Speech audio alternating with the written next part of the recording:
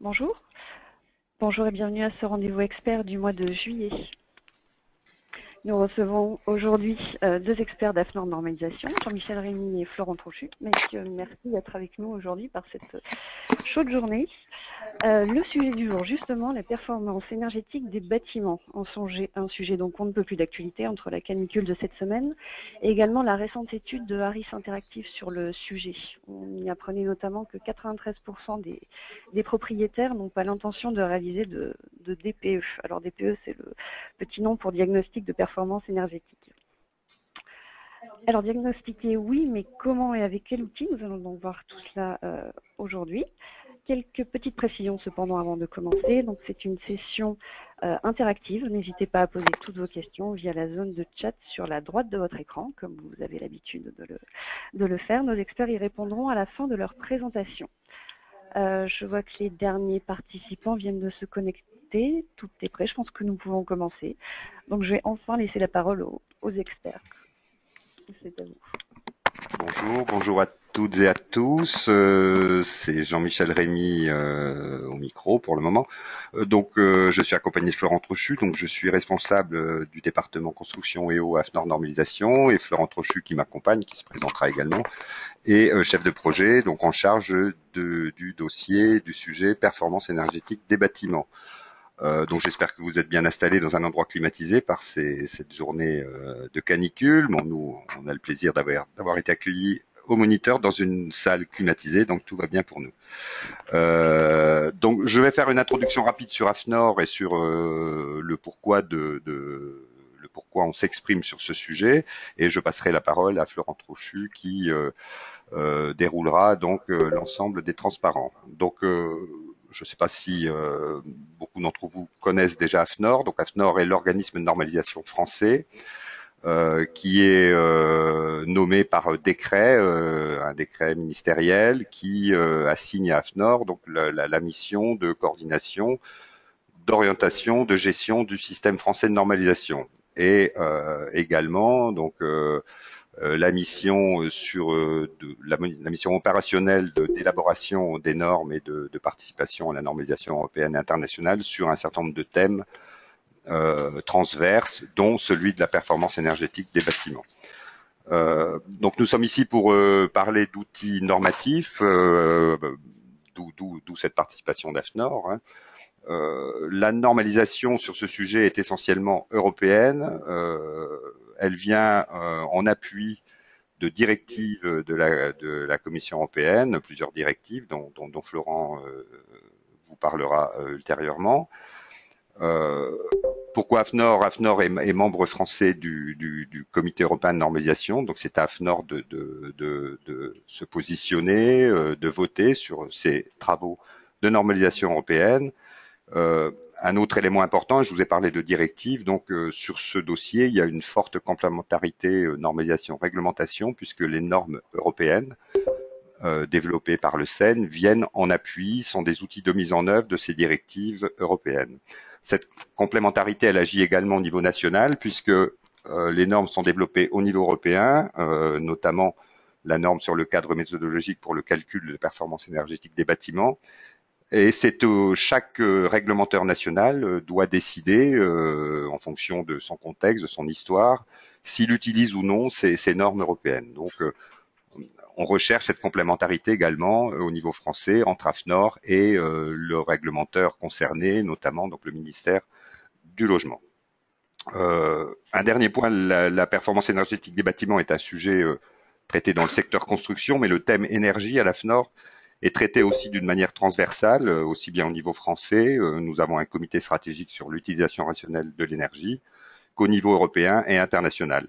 Le cas des audits énergétiques, qui sera abordé par Florent Trochu, fait partie de ce traitement transverse, puisque les normes sur les audits énergétiques sont tous secteurs confondus, portent aussi bien sur le bâtiment que sur l'industrie ou sur le transport. Voilà, je vais passer la parole à Florent Trochu pour le déroulé des transparents. Merci.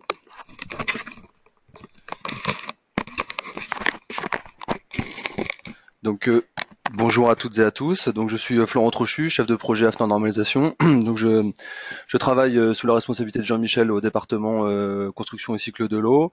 J'assure notamment le secrétariat de la commission de normalisation en charge de la performance énergétique des bâtiments. Donc ce qu'on vous propose de faire aujourd'hui, c'est de vous présenter les outils normatifs qui traitent de la performance énergétique des bâtiments, en particulier faire le point sur en particulier les audits énergétiques du bâtiment et les, la méthodologie de calcul pour évaluer la performance énergétique des bâtiments. Donc, on va faire dérouler les slides tout de suite. Voilà, donc très bien. Voilà, donc rapidement, l'idée c'est de vous présenter ces outils normatifs et de présenter également dans quel cadre réglementaire ils se situent. Donc je vous rappelle qu'on s'attardera particulièrement sur la méthodologie de calcul de la performance énergétique des bâtiments et les audits énergétiques. Alors, concernant le contexte national dans lequel s'inscrivent ces travaux, je pense qu'on peut rappeler d'ores et déjà. Les slides ne passent pas, donc on va faire une petite interruption.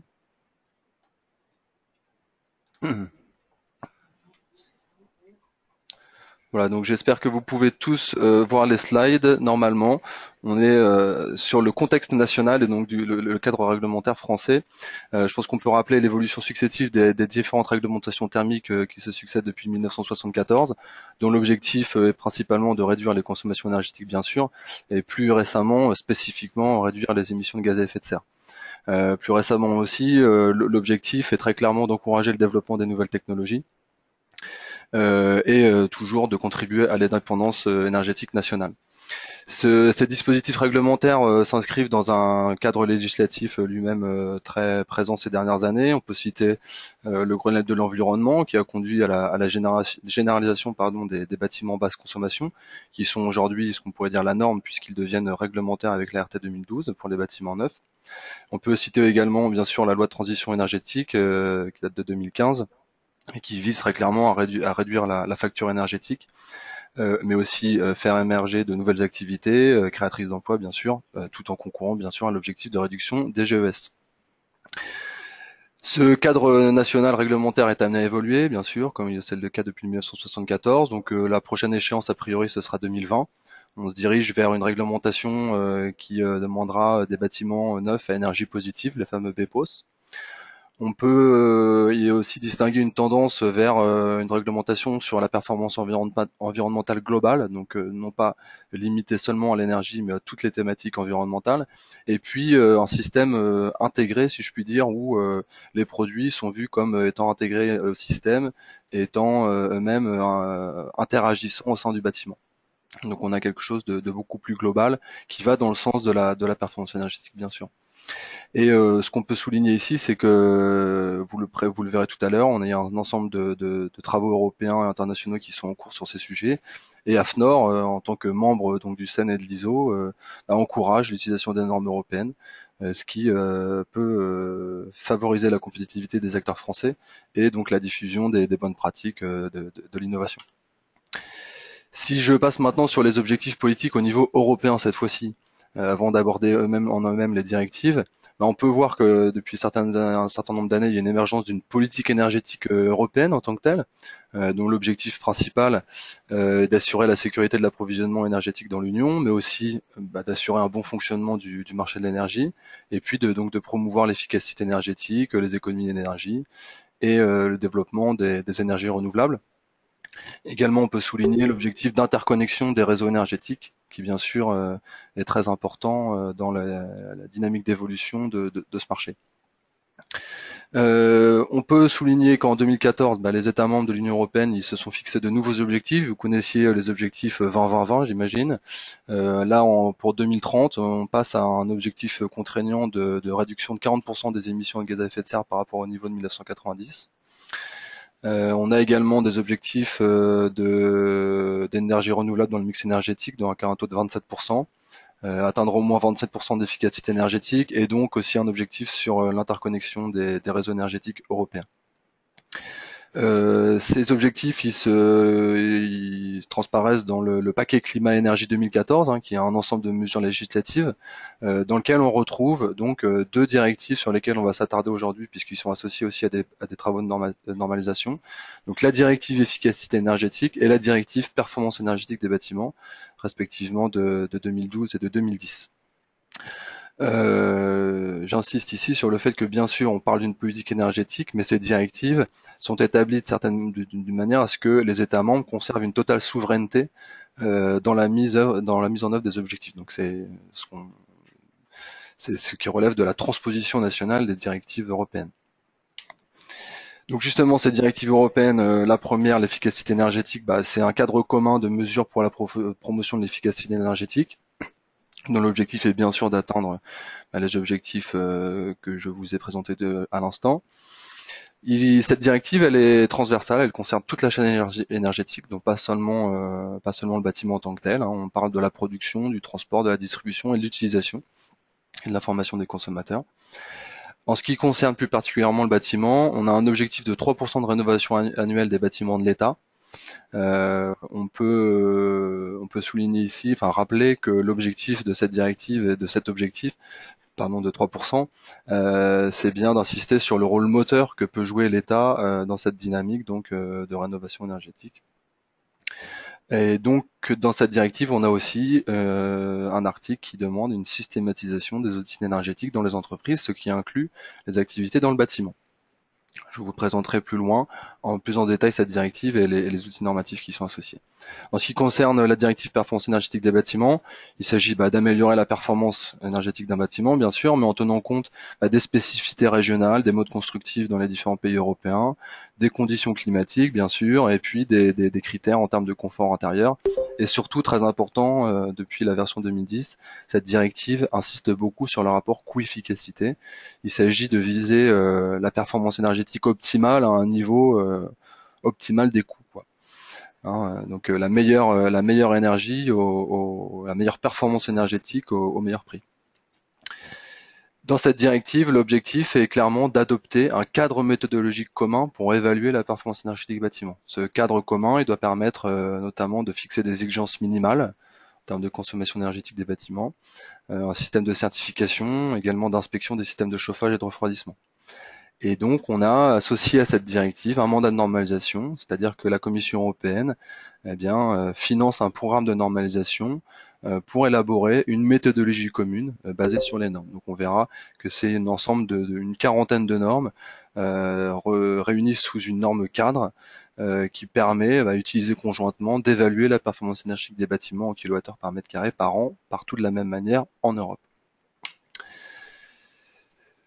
Concernant l'aspect transposition nationale, d'ores et déjà, on peut souligner que pour la directive efficacité énergétique, donc la DGEC qui est l'autorité réglementaire en charge de cette transposition, a rendu l'audit énergétique obligatoire pour les grandes entreprises. On le verra plus loin. On peut souligner aussi le lancement de la 3e période des CEE, avec un doublement de l'ambition par rapport à la précédente période.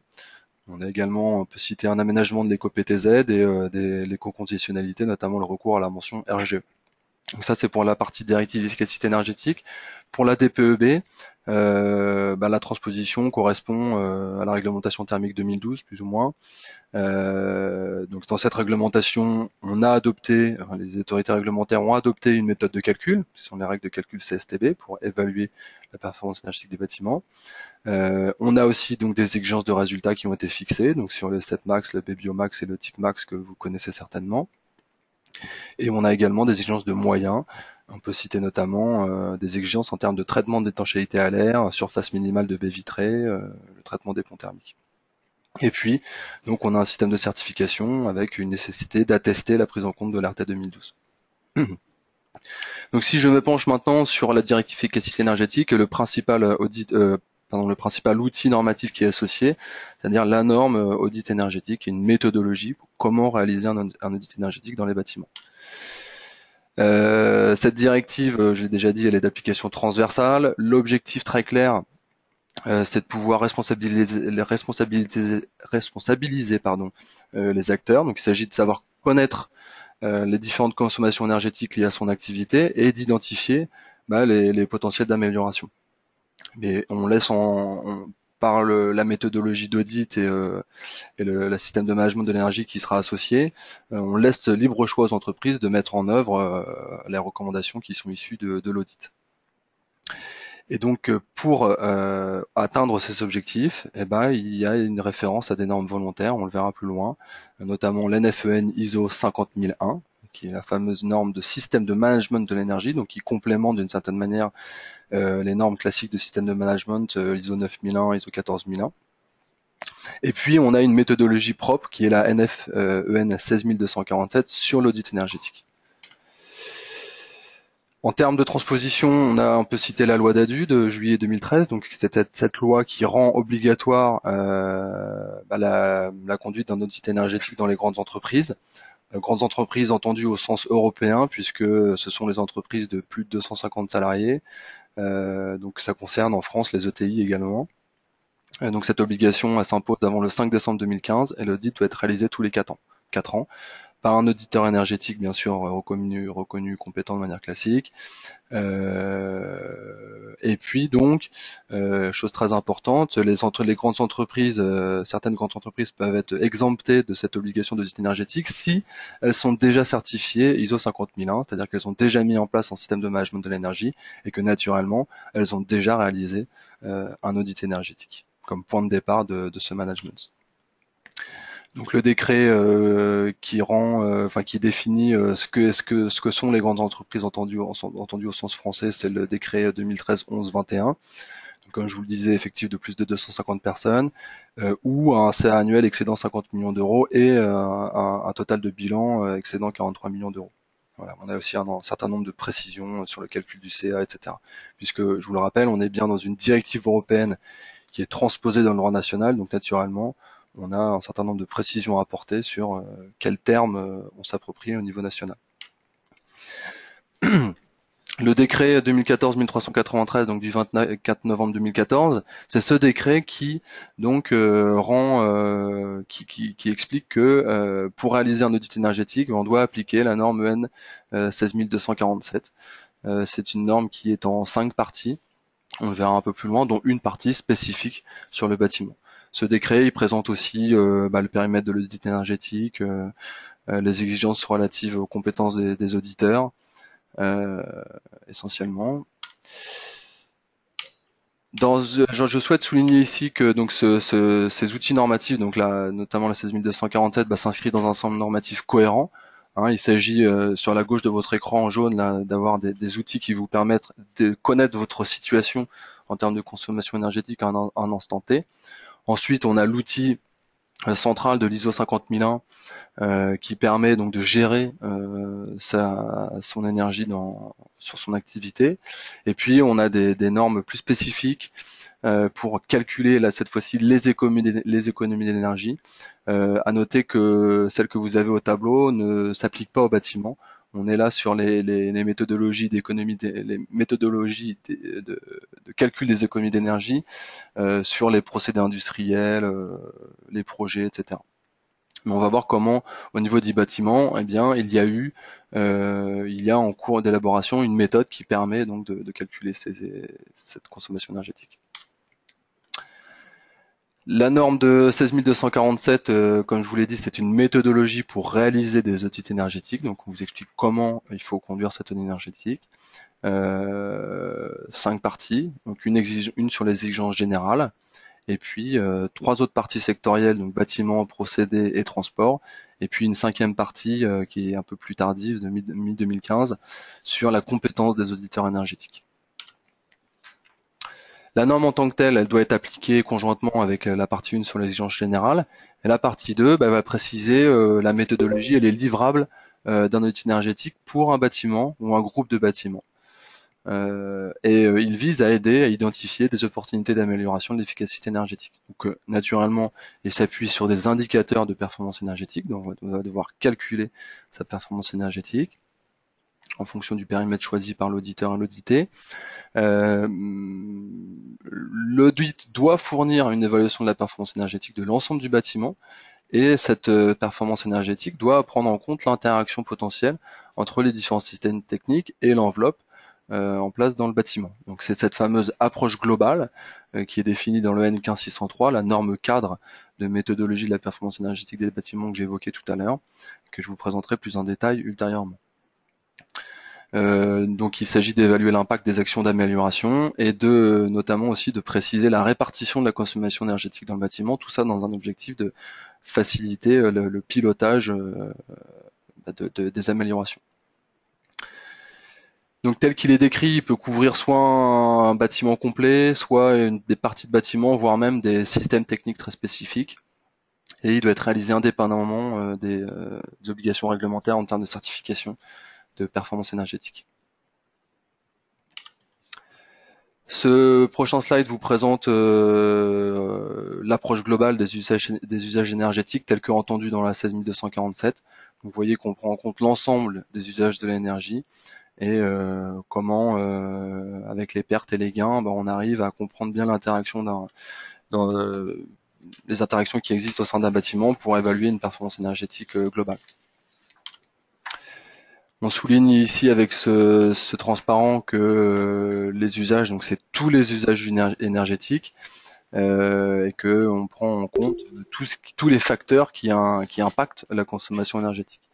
J'ai mis avec un code couleur en rouge sur ce transparent les usages qui cette fois-ci sont présents dans la norme de méthodologie performance énergétique que je vais vous présenter tout à l'heure et ce qu'on prend en compte comme facteur dans cette consommation énergétique. Pour bien vous expliquer la différence de scope finalement entre l'audit énergétique du bâtiment et la méthode de calcul qui est en cours d'élaboration. Donc sur cette partie audit énergétique et globalement efficacité énergétique, vous avez un certain nombre de sites hébergés par la DGEC qui sont très bien faits, notamment en questions-réponses, donc que je vous invite à consulter.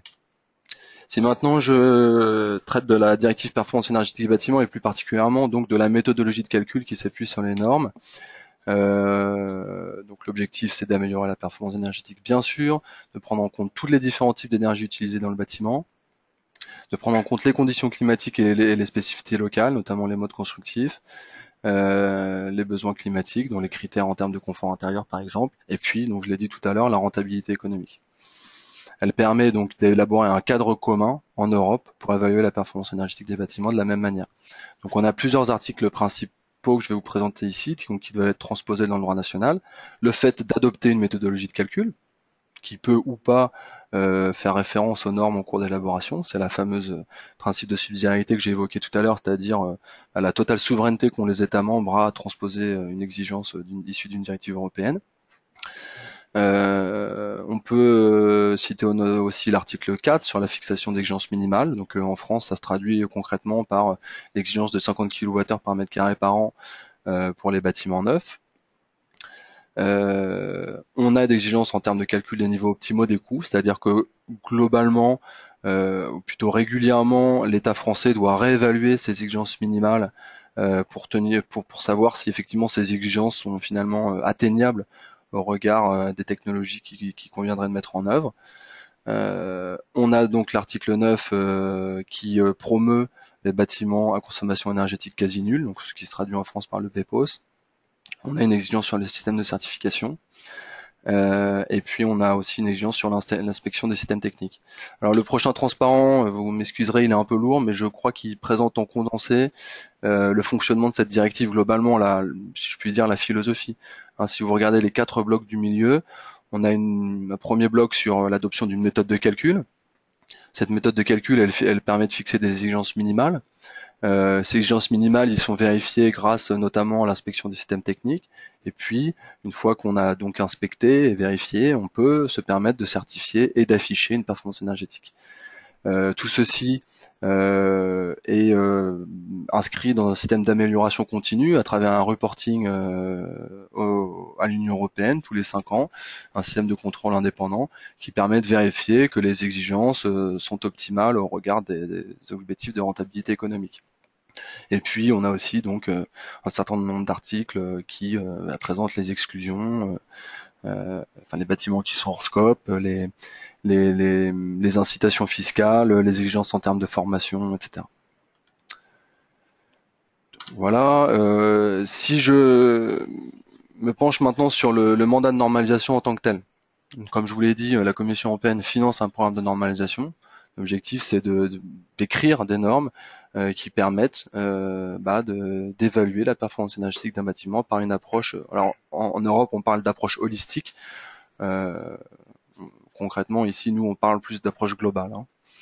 Cette méthode, ce qui est très important, c'est le mandat qu'il demande, donc la Commission européenne. Il doit permettre de répondre aux objectifs de la directive en améliorant l'accessibilité, la transparence et l'objectivité des évaluations de la performance dans chaque État membre. L'objectif, c'est de faciliter la comparaison et de soutenir le marché européen commun, puisque en précisant, donc en assurant une transparence des choix nationaux, par exemple en termes de facteurs de conservation, de facteurs énergétiques ou critères de confort intérieur, etc., on facilite la comparaison des solutions techniques et donc on permet de mieux structurer le marché européen. Alors l'objectif, c'est d'avoir des normes en tant qu'outil efficace de haute qualité pour avoir des bâtiments à haute performance et que les acteurs européens deviennent leaders sur le marché des technologies d'économie d'énergie. Il s'agit de viser une mise en place accélérée des nouvelles solutions énergétiques en favorisant les échanges à travers donc la référence aux normes. Et donc tout cela, donc soutenu par la Commission européenne et les organismes de normalisation, permet aux Européens de gagner l'initiative. Dans ce mandat, il y a une incitation à coopérer avec l'organisme international de normalisation qui est l'ISO, mais les Européens gardent l'initiative, donc on a une vraie opportunité pour augmenter notre leadership dans ce domaine-là. Donc les normes, elles vont consister à définir des procédures pour exprimer clairement et de manière commune la performance énergétique des bâtiments et de leur système et de l'enveloppe. Alors ce qui est très important, c'est que, je vous l'ai dit tout à l'heure, on vise à adopter une méthode commune pour évaluer la performance énergétique des bâtiments en considérant les spécificités locales, les différences de climat, etc., etc. Donc pour ce faire, on a un système d'annexe nationale aux normes avec des sense options qui sont en fait des options par défaut dans le cas où par exemple un petit pays n'aurait pas fixé ses propres exigences, il peut se référer à des options par défaut, donc les sense options, mais je vous les présenterai plus précisément dans un prochain transparent, celui d'après. Celui-ci vous présente globalement l'approche, c'est le cas de le dire, l'approche globale de l'usage de l'énergie. Donc vous voyez bien qu'on voit que on est sur une norme cadre tout en haut de la pyramide, la EN 15603, qui prend en compte donc l'utilisation de l'énergie et les besoins en énergie. Donc on va avoir un certain nombre de normes qui existent pour l'utilisation de l'énergie pour les systèmes de ventilation, les systèmes de chauffage et de refroidissement, les systèmes d'éclairage, les systèmes de régulation et gestion technique des bâtiments. Tout ça réuni au sein de certains comités techniques spécifiques du CEN dont vous avez les références ici.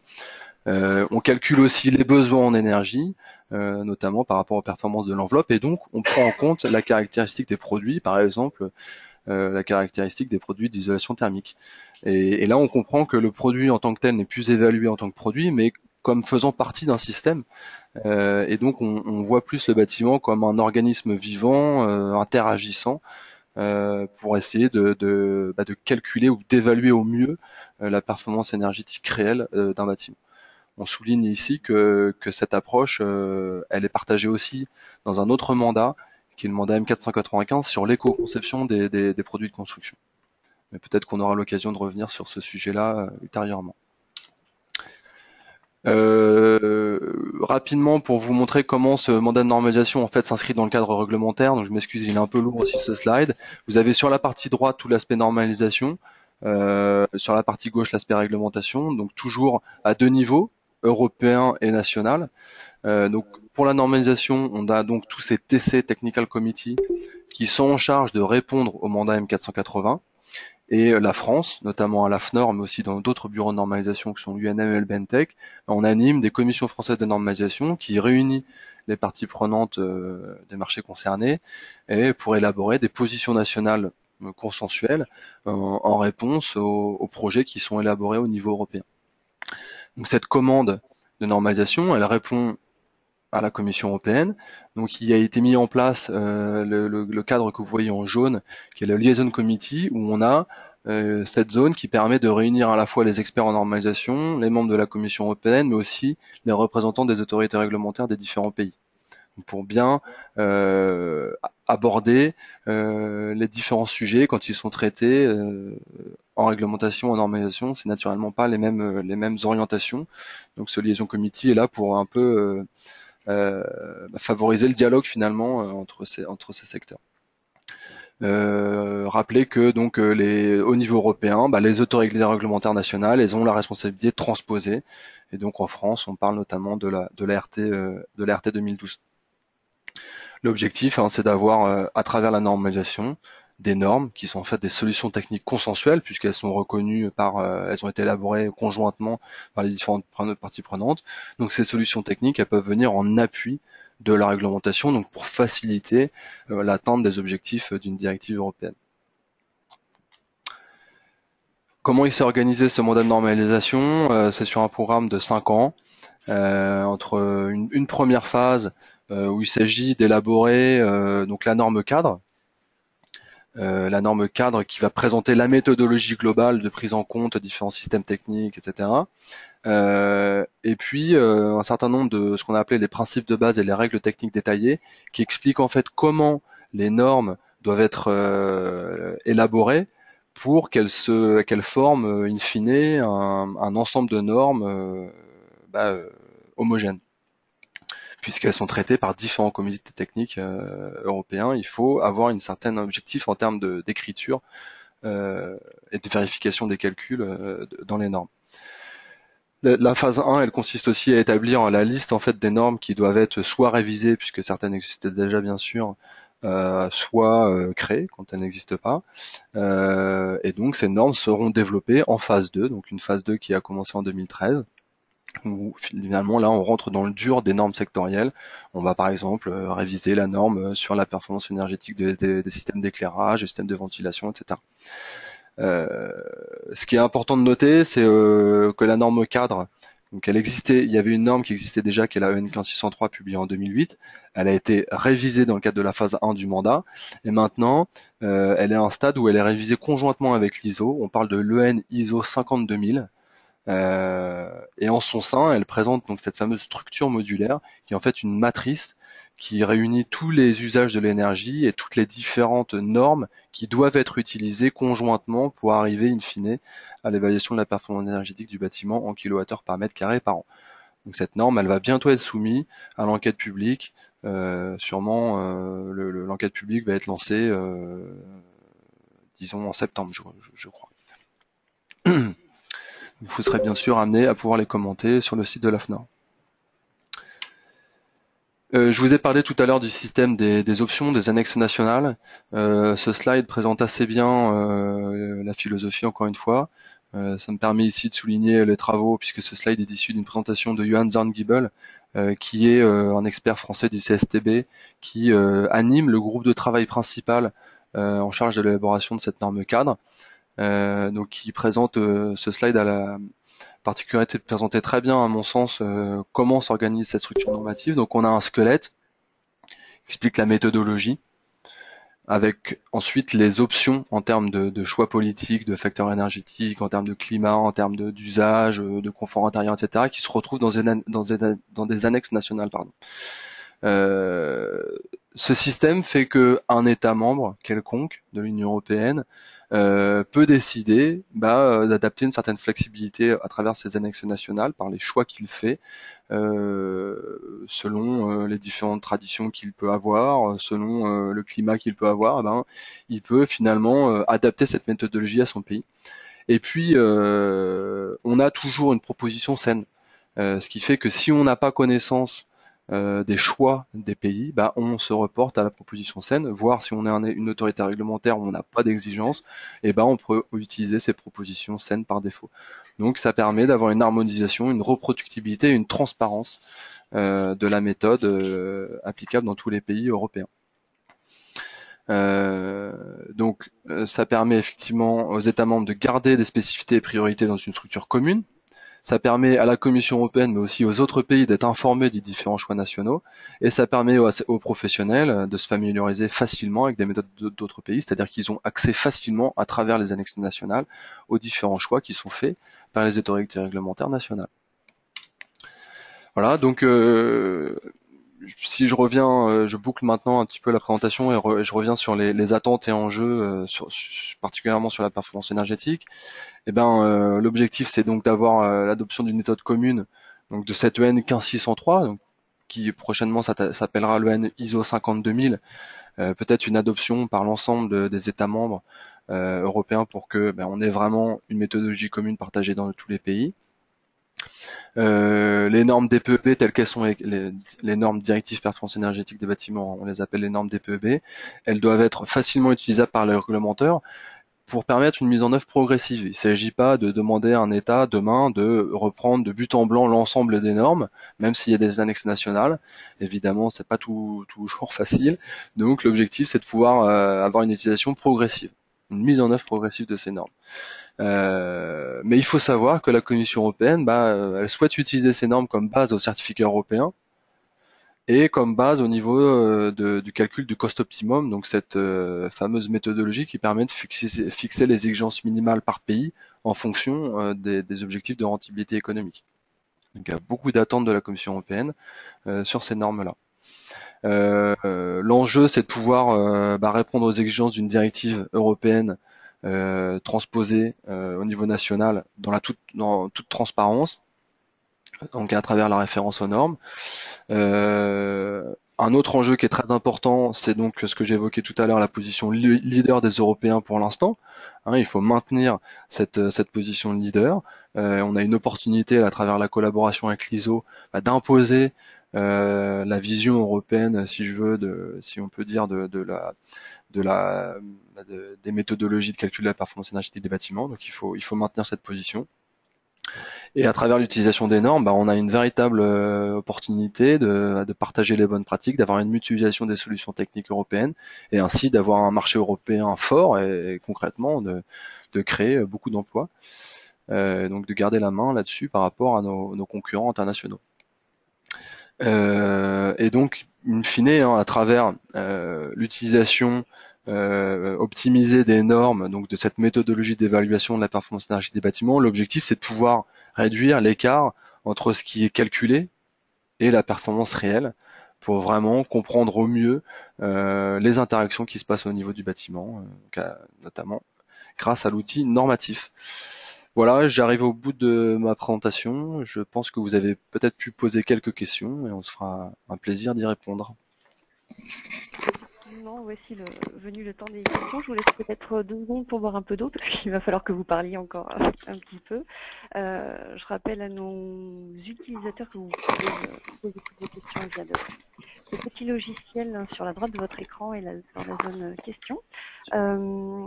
Alors, je vous propose de commencer par la première. La première question, c'est par rapport à l'obligation d'audit. Un responsable d'une grande entreprise aurait dit que cette obligation n'était plus d'actualité. Alors oui, c'est Jean-Michel Rémy donc, qui répond. Si, elle est l'obligation d'audit énergétique qui est toujours d'actualité. Alors je sais par ailleurs que certains acteurs font du lobbying pour essayer de supprimer cette obligation, notamment des signataires de chartes, la charte de l'efficacité énergétique des bâtiments, des bâtiments tertiaires. Je crois, souhaiterait être exonéré de cet audit, mais pour le moment c'est pas le cas. L'exonération n'est toujours pas à l'ordre du jour. Alors il y a par contre deux cas d'exemption, sachant que cet audit ne concerne déjà que les grandes entreprises, elle est limitée, elle ne s'applique pas aux PME. Et 2 cas d'exemption. Donc le premier cas, c'est les entreprises qui sont engagées dans une démarche de certification de leur système de management de l'énergie, selon la norme ISO 50001, dont que Florent a évoqué dans les transparents. Et deuxième cas d'exonération, les entreprises qui auraient déjà réalisé un audit énergétique entre le décembre 2012 et la date du décret de novembre 2014, selon des référentiels proches de la norme européenne concernée, donc soit le référentiel publié par l'ADEME, ou alors un audit conforme à un référentiel français de l'AFNOR, le BPX 30120. Voilà, donc c'est les deux cas d'exemption actuellement, mais l'arrêt de l'obligation n'est pas à l'ordre du jour. Bon, au moins c'est clair. Une question relative au DOM. Alors, est-ce que les dispositions relatives aux DOM sont prévues et à quelle échéance? Parce que, a priori, il n'y a aucune obligation d'audit énergétique car il n'y a pas de RT dans les DOM, sauf pour les logements neufs. Est-ce que vous savez un peu plus? Florent ici. Je suis désolé, après, je n'ai Il n'y a pas de spécification. non, j'ai pas connaissance de dispositifs spécifiques pour les DOM. Ou alors dans la RT 2012. Mais donc il n'y a rien de prévu à votre connaissance. Malheureusement, je ne suis pas qualifié là pour vous dire si dans quelle mesure les DOM sont concernés et à quel niveau. Non. D'accord. Donc du coup, on va passer à une autre Mes question. excuses. Vous aviez cité comme transposition française la RT 2012, mais qu'en est-il de la RT 2020? Si vous voulez, la directive européenne qui doit être transposée, c'est la directive 2010 performance énergétique des bâtiments. À l'époque, quand elle est sortie ou quand elle était en cours d'élaboration, notamment à travers la dynamique Grenelle de l'environnement, l'État français était, comme depuis toujours, enfin depuis 1974, très en avance en termes d'exigences réglementaires sur la performance énergétique des bâtiments.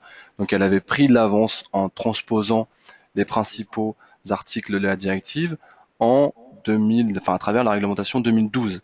Mais en 2020, elle a la liberté de transposer d'une autre manière, la manière dont elle souhaite, les articles de la directive qui restera d'actualité si elle n'est pas modifiée. D'accord, j'espère que nous avons répondu à la question. Moi, j'avais une petite question sur la norme relative aux audits énergétiques sur la partie 2 par rapport au bâtiment. Donc, elle est sortie en 2014, si je ne me trompe pas. Est-ce que vous avez déjà des remontées, des retours d'expérience? Alors, il se trouve que je ne suis pas directement en charge de ce projet-là. En revanche, ma collègue, donc Sylvie Fernandez, je crois, s'est penchée beaucoup sur l'utilisation qui a pu être faite d'ici là. Sauf erreur de ma part, il y a même des plateformes d'échange qui sont en place sur le sujet. Donc tout ça, c'est consultable sur le site de la Oui.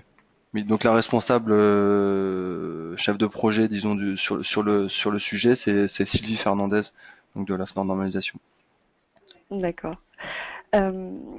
Vous parliez aussi de la méthode de calcul, donc qui doit faire l'objet en fait d'un consensus, si j'ai bien compris, des membres de l'Union européenne. Est-ce que ça se passe bien? Est-ce que c'est facile d'obtenir le... Alors le consensus, il est à travers les parties prenantes européennes qui sont réunies au sein des instituts de normalisation et donc au sein du CEN. C'est ce consensus-là qui est cherché. Il y a aussi une recherche de consensus avec les autorités réglementaires et c'est ce fameux liaison de committee qui est en charge de cette dialogue, de cette recherche de consensus entre les autorités réglementaires et puis les parties prenantes qui représentent aussi le marché. Comment ça se passe aujourd'hui? Concrètement, les Européens, en tout cas, si je prends les acteurs engagés de manière volontaire, eux, globalement, partagent la même approche. Mais comme vous le savez, on peut dire que le diable se cache dans les détails. Donc plus on avance dans l'élaboration de la norme, plus on avance dans les détails de la norme, plus on retrouve des points d'achoppement entre, par exemple, les industriels du chauffage ou par rapport aux industriels de la régulation qui vont pouvoir vouloir faire évaluer la norme dans un sens ou dans l'autre. Mais globalement, c'est nous, à la FNOR et le CEN, c'est notre expertise de conduire le consensus. Donc pour l'instant, ça se passe relativement bien. Ce qu'on peut dire, c'est que la norme cadre a été soumise à l'enquête publique en 2013. Elle a été approuvée à ce stade-là. Et par contre, au niveau du vote formel, il y a eu un certain nombre de blocages, notamment au niveau des autorités réglementaires, et donc elle a été refusée au vote formel. C'est pour ça qu'aujourd'hui, on s'engage dans une deuxième phase d'élaboration, avec une deuxième enquête publique qui devrait avoir lieu courant de l'été, enfin disons septembre, et là en collaboration avec l'ISO. D'accord, merci. On a une réponse sur les DOM, pardon. Je passe le micro à Jean-Michel. Oui, j'ai trouvé la réponse sur les DOM. Donc, c'est effectivement pas la RT 2012 qui s'applique, mais la RTAA, une réglementation, une triple réglementation. En fait, RTA, c'est un package en fait de 3 réglementations: thermique, acoustique et aération. Thermique portant surtout sur les économies d'énergie et la limitation du recours aux énergies fossiles et le confort hygrothermique, plutôt que le chauffage.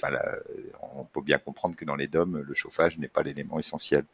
Mais c'est accompagné d'une réglementation thermique, acoustique, donc confort acoustique et santé, et une réglementation sur l'aération, donc qui repose de nouveau sur des exigences de confort hygrothermique et de qualité de l'air. Merci pour ces précisions. Je crois que nous arrivons à la fin des questions. S'il n'y en a plus, non, a priori, nous n'avons plus de questions. Donc la présentation a été parfaitement claire et précise. Merci. Merci à tous d'avoir participé à ce rendez-vous expert du mois de juillet. Toute l'équipe Kiox vous souhaite de bonnes vacances puisque les rendez-vous experts prennent leur congé d'été pendant le mois d'août. Nous nous retrouverons à la rentrée et soyez certains que nous sommes déjà en train de travailler sur les sujets de l'année prochaine. D'ici là, restez au frais, buvez beaucoup et bonne journée. Au revoir.